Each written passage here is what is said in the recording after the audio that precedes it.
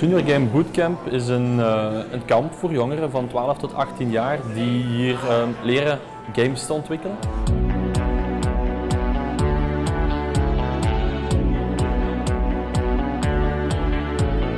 Dan gaan we de andere kant van games ontwikkelen bekijken. Wat heb je nodig om games te ontwikkelen? Je hebt wat geld nodig, je hebt misschien klanten nodig. Waar ga je die klanten vinden? Al die aspecten die komen hier ook aan bod. Het is niet louter als je iets maken wat gewoon leuk is, maar we proberen nog iets bij te leren op ondernemerschapniveau.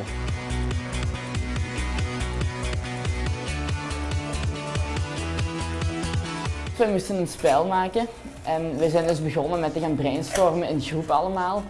En zo kwamen er verschillende ideeën uit voort. We hebben een soort van Mario-spel waarbij dat je obstakels moet ontwijken en minigames en van alles door elkaar. En voordat wij het digitaal hebben gemaakt, zijn we begonnen met het gewoon eerst hier in het echt op papier te tekenen en te kijken wat het beste was en wat het makkelijkste te programmeren was.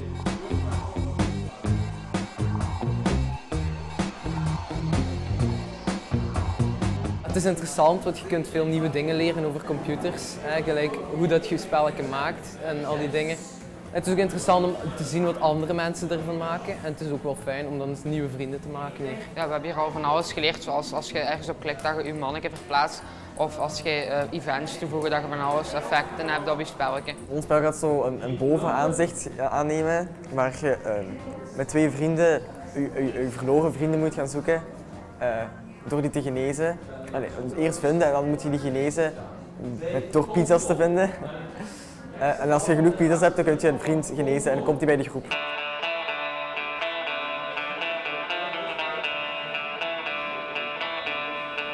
Het is een project van de KLIM in samenwerking met Unizo.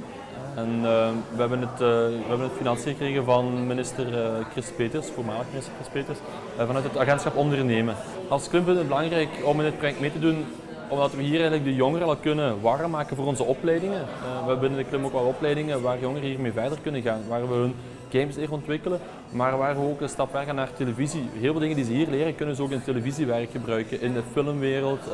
Zoals bij Studio 100 hebben ze van deze mannen nodig die hier iets leren. Dus we vinden het wel heel belangrijk om die ook op te leiden, om een goede opleiding mee te geven. Programmeren vind ik leuk omdat ik speel heel graag spelletjes. En hetgene wat het spel leuk maakt, dat kan je dan zelf kiezen. Je hebt volledig de controle over het hele spel en je hebt de creativiteit ervoor. En je beslist dan hoe het spel er eigenlijk gaat uitzien op het einde. Jij beslist hoe het eindresultaat eruit gaat zien. Wat zelf voor je eigen dan toch veel leuker is om het spel te spelen als je weet dat je het zelf hebt gemaakt.